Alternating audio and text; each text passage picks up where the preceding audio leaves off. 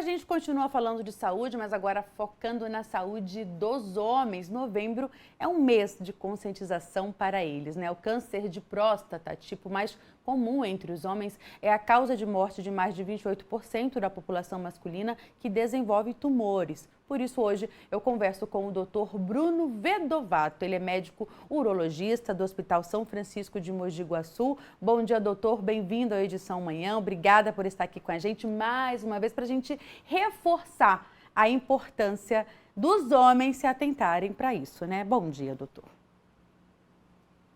Agradeço aí a oportunidade para falar sobre o tema tão importante.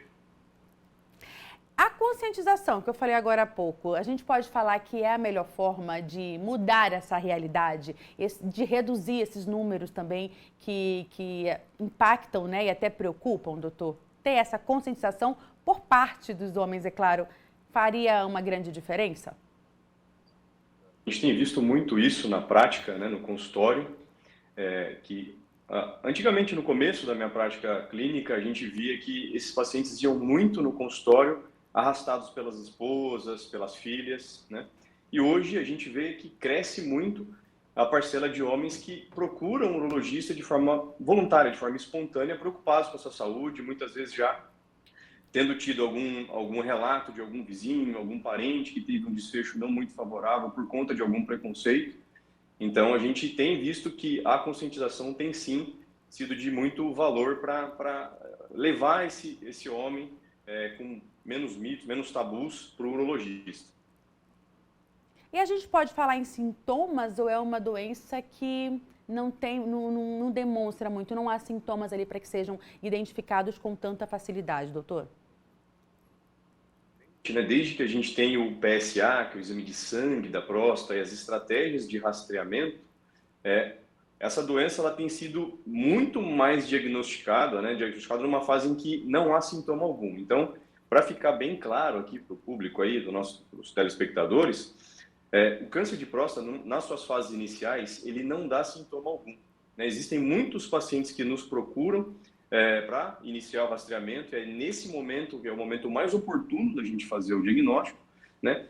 E tem outros pacientes que, ou por alterações na próstata em exames de rotina, que muitas vezes não querem dizer que trata-se de um câncer, ou por sintomas urinários que muito provavelmente se relacionam à doença benigna da próstata, começam então a fazer esse acompanhamento, essa investigação, e aí muitas vezes em casos assim a gente também submete, né, os exames de rastreamento e faz o diagnóstico precoce. Então, para ficar bem claro, o câncer de próstata, nas suas fases iniciais, por questões anatômicas e de suas características, não gera sintomas. Então, o paciente não deve esperar ter algum sintoma para procurar um urologista. Ele deve sim seguir as recomendações da Sociedade, né, Brasileira de Urologia e fazer o seu rastreamento. É uma doença hereditária, doutor? Pode ser? A gente sabe que, dentre os fatores de risco que mais pesam na incidência do câncer de próstata, é o antecedente familiar, né? Se o paciente tem aí um parente de primeiro grau com câncer, a chance dele ter o câncer aumenta em 2 vezes. Quando o indivíduo tem mais de 2, né, 2 ou mais parentes, principalmente de primeiro grau com câncer de próstata, esse risco sobe para 6 vezes.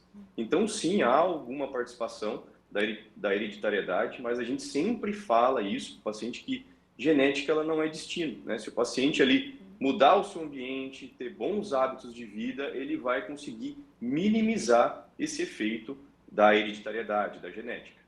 E quais seriam os outros fatores de risco para que as pessoas possam ficar atentas a isso também? É o principal, né? Isso a gente chama de fatores não modificáveis, né? Então, quanto mais idoso, maior a chance, tanto que a maioria dos casos de câncer de próstata, aí, mais de 70, 75% ocorre acima dos 65 anos, tá? O outro seria a raça negra, né? Os negros têm uma incidência numa idade mais precoce e tem casos mais graves, então isso vai implicar nas estratégias de rastreamento, tá? E hábitos alimentares e obesidade, tá? Então, aqueles indivíduos obesos, né, também, a obesidade a gente sabe hoje que deve ser encarada como um problema, né? Devem haver estratégias para tratá-la ali no nosso dia a dia de consultório.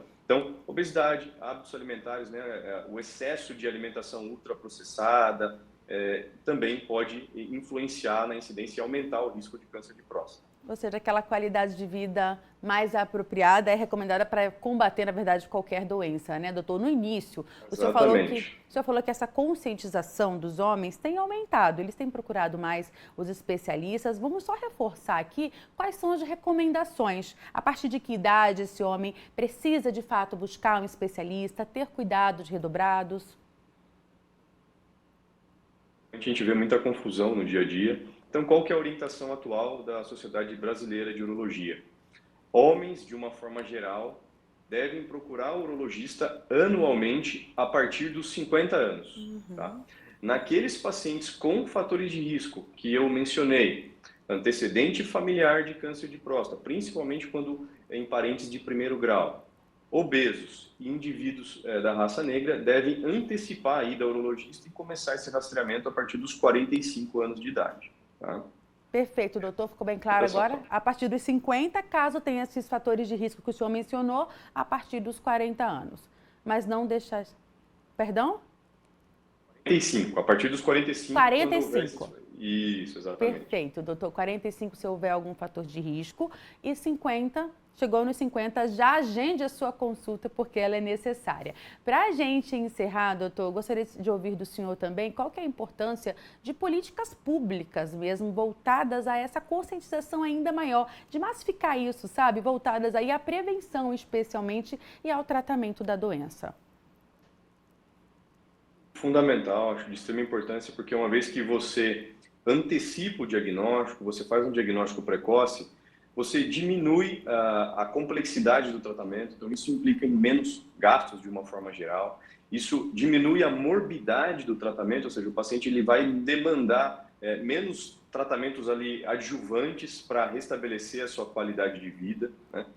Além disso, campanhas de incentivo ao homem ter a mesma, a gente instituir, né, instaurar, incorporar essa cultura que já está muito mais incorporada no mundo feminino, de procurar o seu ginecologista lá desde da infância, da adolescência. O homem também precisa disso, porque isso vai construir uma jornada junto com o urologista que vai gerar mais saúde, e gerando mais saúde, instaurando ali mais um estilo de vida mais saudável, a gente vai ter de fato uma prevenção do câncer em si. A gente sabe que o rastreamento ele detecta precocemente, né, mas ele não tem a capacidade de prevenir que o câncer aconteça. A gente previne complicações, previne morbidade do tratamento, previne mortes pela doença.